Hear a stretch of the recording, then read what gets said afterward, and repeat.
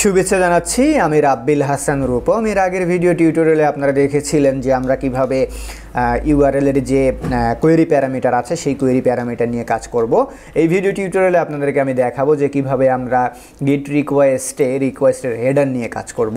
তো এর আগে যেরকম আমরা রিকোয়েস্ট থেকে কোয়েরিকে কল করেছিলাম, ঠিক একইভাবে এবার আমরা করব কি রিকোয়েস্ট থেকে হেডারকে কল করব। তো রিকোয়েস্ট থেকে আমরা যদি হেডার মেথডকে কল করি তাহলে হেডারের কোন প্রপার্টিটাকে আমরা ধরতে চাচ্ছি সেই প্রপার্টির নাম আমরা এই হেডারের মধ্যে বলে দিতে পারবো।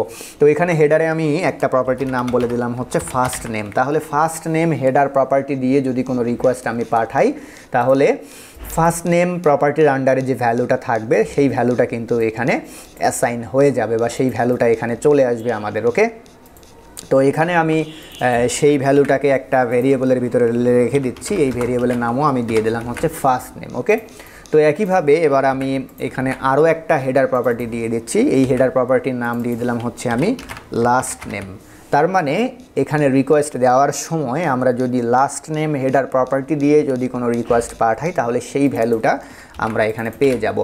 এখন এই যে ফার্স্ট নেম এবং লাস্ট নেম দুটো ভ্যালু আমি এই রিকোয়েস্টের মধ্যে পাঠিয়ে দিলাম। এই ভ্যালু দুটোকে আমি রেসপন্স ইন্ডের মধ্যে এখানে দিয়ে দিচ্ছি যাতে করে আমরা দেখতে পাই যে ভ্যালু দুটো ঠিকঠাক এখানে চলে এসেছে। তো এখানে আমি একটা দিয়ে দিলাম ফার্স্ট নেম, দেন স্পেস দিচ্ছি, স্পেস দিয়ে এখানে আমি লাস্ট নেম দিয়ে দিলাম। ওকে, স্পেস দিয়ে এখানে লাস্ট নেম দিয়ে দিলাম।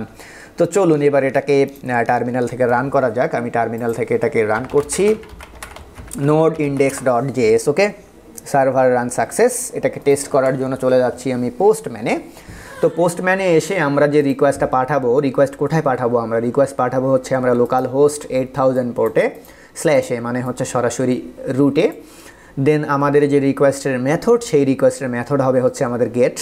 দেন এখানে আমরা কিন্তু দুটো রিকোয়েস্টের হেডার এখানে দিয়ে রেখেছি। তার মানে ফার্স্ট নেম এবং লাস্ট নেম এই দুটো নামে আমরা হেডার প্রপার্টি অ্যাসাইন করে দিতে পারি।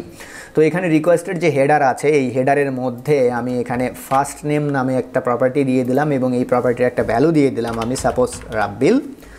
দেন এখানে আরও একটা প্রপার্টি আমি দিয়ে দিচ্ছি, এই প্রপার্টির নাম দিয়ে দিলাম হচ্ছে আমি লাস্ট নেম, এই প্রপার্টির ভ্যালু দিয়ে দিলাম হচ্ছে আমি হাসান।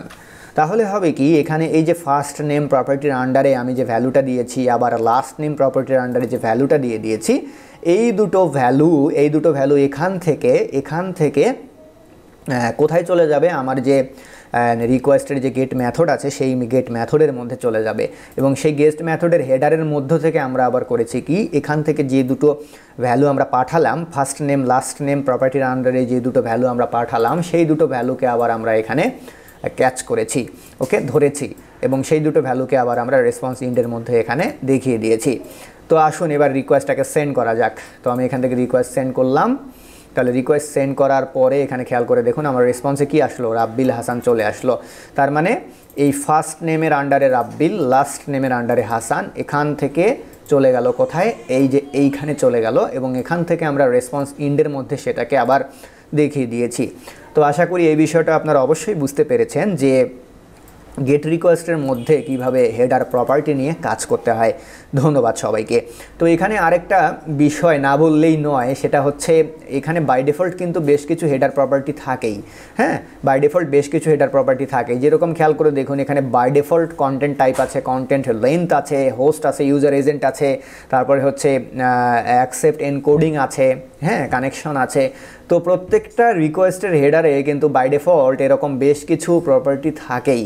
তো সেই প্রপার্টিগুলোর বাইরেও আমি এখানে ফার্স্ট নেম এবং লাস্ট নেম দুটো অতিরিক্ত প্রপার্টি দিয়ে দিয়েছি। এখন আপনি যদি মনে করেন যে এক্সিস্টিং যে প্রপার্টিগুলো হেডারের মধ্যে আছে আপনি সেগুলোকে ধরবেন, যেরকম ধরুন আপনি ইউজার এজেন্টকে ধরবেন, হ্যাঁ, আপনি কিন্তু সেটাও ধরতে পারেন, নো প্রবলেম। সাপোজ ধরুন এখানে আমি ইউজার এজেন্টকে ধরবো, তাহলে আমার এই যে ইউজার এজেন্ট যে প্রপার্টি, প্রপার্টির নাম কি? প্রপার্টির নাম হচ্ছে ইউজার এজেন্ট। ওকে, তাহলে এই যে ইউজার এজেন্ট আমি এই প্রপার্টিটা এখানে দিয়ে দিলাম ইউজার এজেন্ট। তাহলে ইউজার এজেন্ট প্রপার্টির আন্ডারে যে ভ্যালুটা আছে ওই ভ্যালুটা কিন্তু এখানে আমার চলে আসবে। তো এই ভ্যালুটা এবার আমি রেসপন্স ইন্ডে দিয়ে দিচ্ছি যাতে করে আমরা দেখতে পাই। এটাকে ক্লোজ করে দিচ্ছি আমি টার্মিনাল থেকে, ক্লোজ করে দিয়ে নতুন করে আবারও এটাকে রান করছি আমি নোড index.js রান করিয়ে দিলাম। ওকে, নাইস। তো এখানে আপনারা দেখতেই পাচ্ছেন আমরা রিকোয়েস্টের যে হেডার, সেই হেডার থেকে ইউজার এজেন্টকে ধরেছি এবং ইউজার এজেন্টকে কিন্তু আমরা রেসপন্স ইন্ডের মধ্যে দিয়ে দিয়েছি। তাহলে এখানে আপনারা দেখতেই পাচ্ছেন যে ইউজার এজেন্টে আমাদের কি আছে, ইউজার এজেন্টে আমাদের আছে পোস্টম্যান রান টাইম /7.26.8। ওকে, তাহলে এই ভ্যালুটা কিন্তু আমরা এখানে দেখতে পাবো। তো এবার আমি রিকোয়েস্টটাকে এক্সিকিউট করছি। এক্সিকিউট করার সাথে খেয়াল করে দেখুন এই যে ইউজার এজেন্ট প্রপার্টির আন্ডারে যে ভ্যালুটা ছিল সেই ভ্যালুটা কিন্তু এখানে আমাদের চলে এসেছে। তো আশা করি পুরো বিষয়টা আপনারা বুঝতে পেরেছেন যে কিভাবে হেডারের প্রপার্টি নিয়ে রিকোয়েস্টের মধ্যে কাজ করতে হবে। ধন্যবাদ।